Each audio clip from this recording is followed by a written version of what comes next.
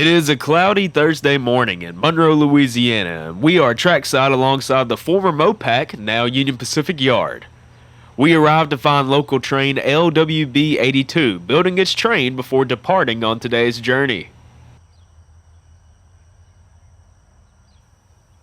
The locals' agenda for today is to run up to the small village of Jerome, Arkansas to drop off empty gondolas at a cottonseed mill. There it will also pick up loaded cars.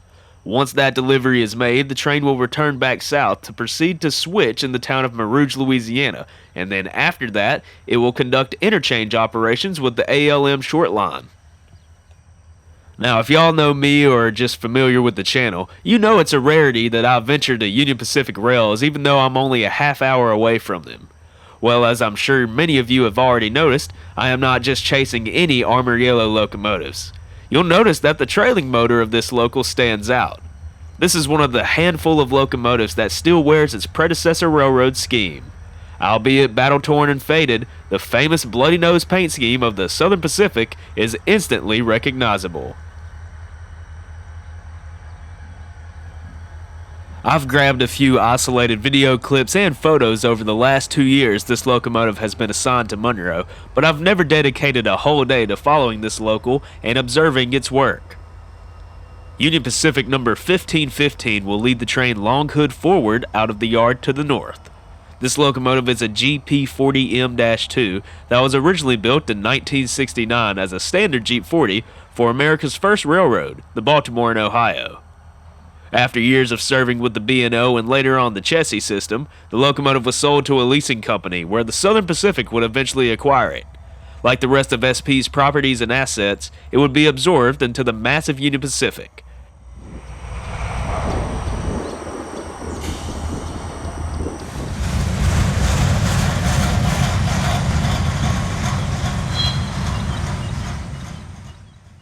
As our local wraps up switching and the train is built, the dispatch notifies the crew that they will have the green light to proceed north out of the yard once this southbound manifest has cleared out.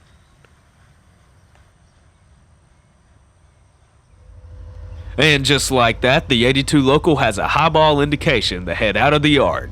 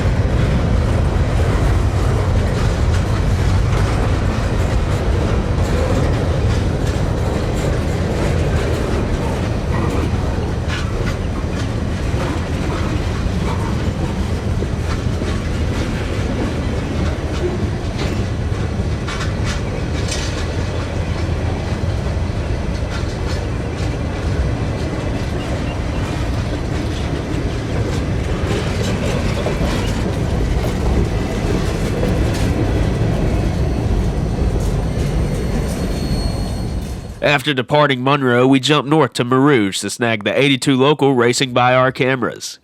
These silos made for an excellent backdrop. Northeast Louisiana is made up of seemingly endless fields of agriculture. The farming grounds in the region are ideal thanks to being sandwiched in between the mighty Mississippi River and the Ouachita River. The soils of the delta make for perfect grounds to grow crops such as soybeans, cotton, and many more.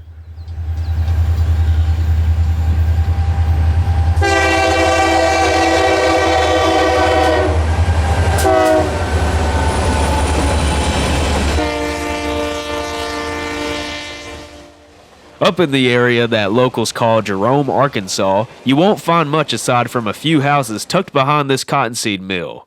This is where our train will drop off its empty cottonseed cars and pick up the loaded ones. The industry siding track is quite large, so the actual drop will take place a little less than a mile north of here.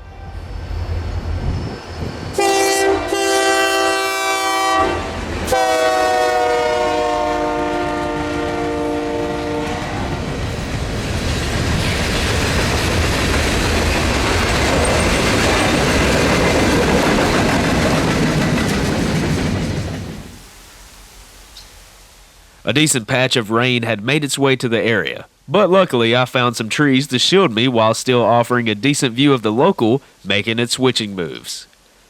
With the empty cars dropped in the siding for the National Cottonseed Company, we see the loaded cars with tarps tied to the top being pulled out by the duo of Jeeps.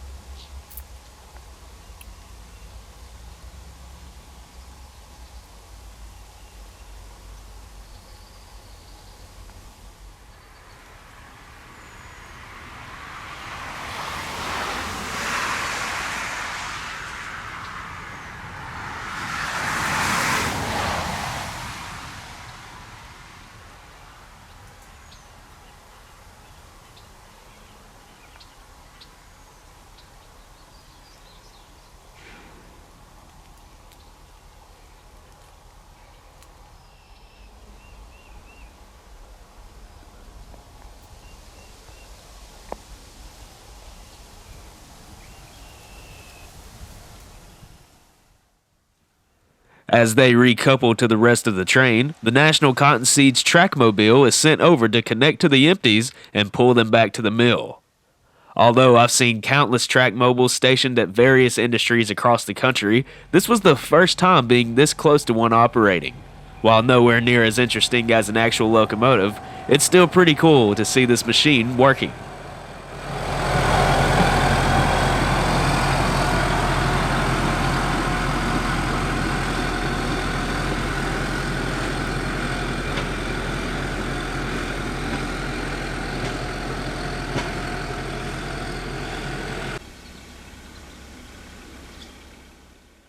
While the mill's operator is preparing to bring the cars back to the mill, we drive another mile north. Another siding is just up the road, and that is where our locomotives will detach from the cars and run around so they can begin working their way back south.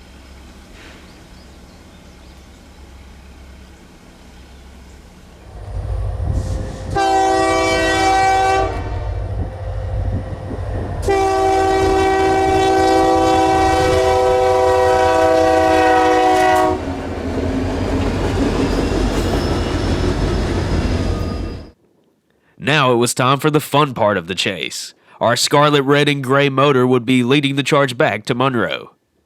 Number 1015 was built in 1994. The locomotive was originally numbered as Southern Pacific 9794.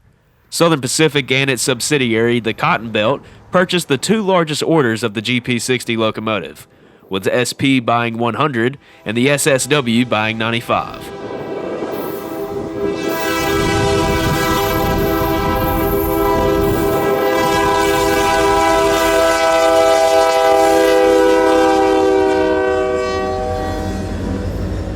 The GP60 locomotive was the first EMD locomotive to be considered third generation, and rightfully so.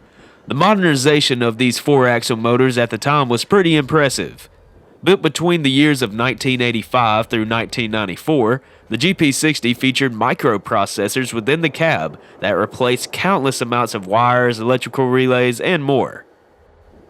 Despite only being a four-axle locomotive, these engines can produce up to 3,800 horsepower. At the time of their production, EMD had lost their spot on the podium for the highest-selling locomotive manufacturer to General Electric. While outselling previous GP models, the GP60 was still not enough to regain first place in the industry. The GP series that began to assist in phasing out the steam era would come to an end with the GP60 series. These would be the last new models for the GP series to be manufactured by EMD. And to add even more interest to the 1015, this locomotive would be the very last GP locomotive to be built by EMD. This locomotive is truly a piece of railroading history, and here's hoping that once its revenue career comes to an end, that it will be preserved.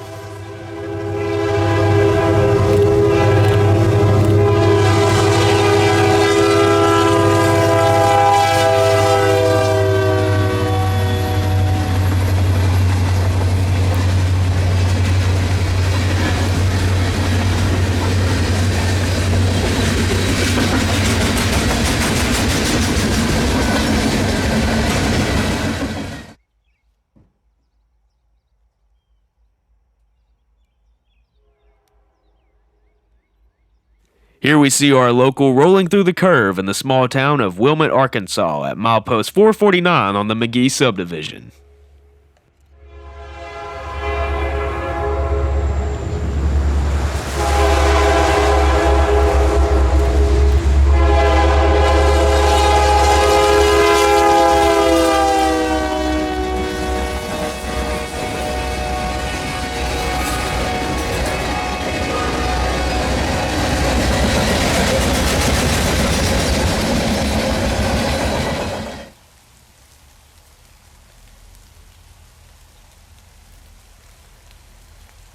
Back across the state line in Louisiana, dispatch has set up a meet. Our local will be taking the siding to meet a northbound mixed freight.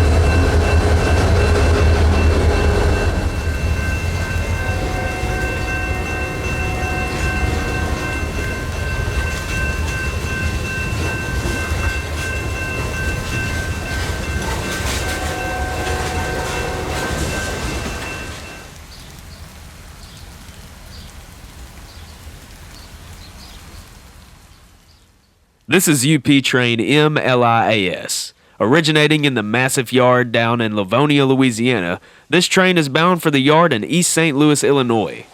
Leading the charge through Bonita is UP 7866, a member of one of the most common locomotives in the nation, the GEVO.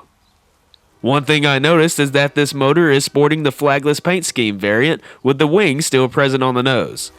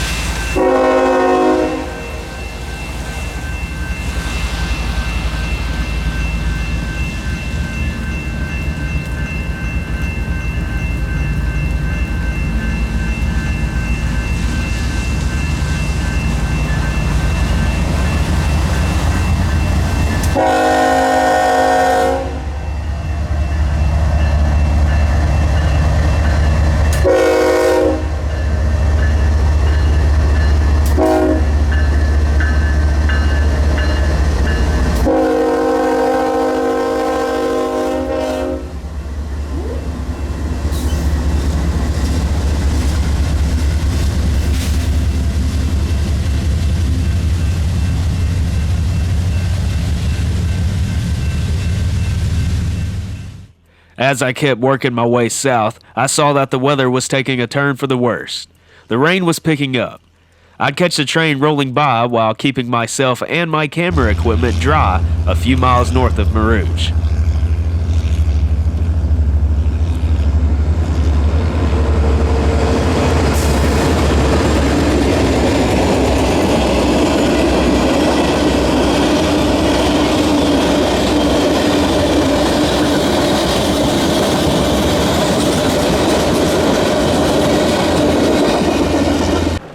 After waiting out the worst of the storms, the train was back on the move in ROUGE. I'd get back on the road and head for Windsor, Louisiana.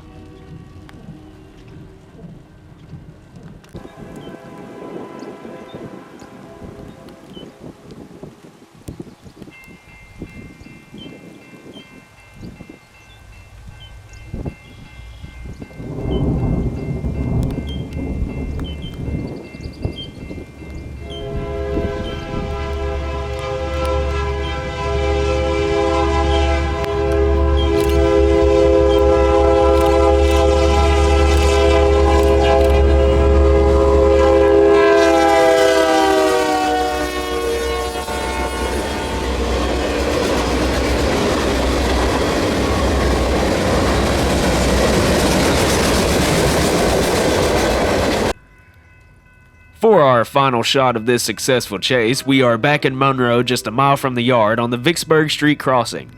You'll notice that the train has become significantly bigger, and the reason why is that the train dropped off a few cars for the ALM, but picked up a significantly larger cut from the short line.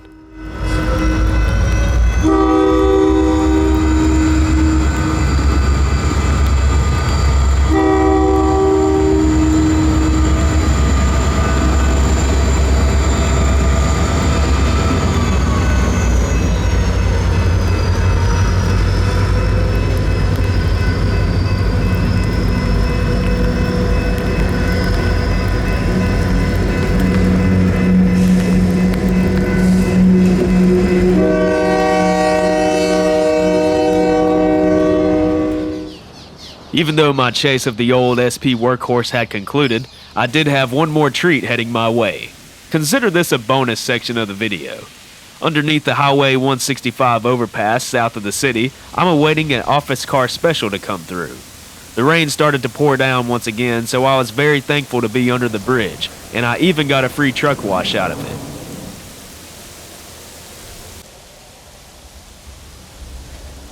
This business train was bound for Little Rock, Arkansas, and it was coming from Houston, Texas. I saw the signal down the line ignite, and it was go time. I hope you enjoyed this video along the Union Pacific, and if you did enjoy, please leave a like down below and subscribe if you haven't already. As always, my friends, thanks for watching, and until next time, I'll see you somewhere out there along the rails.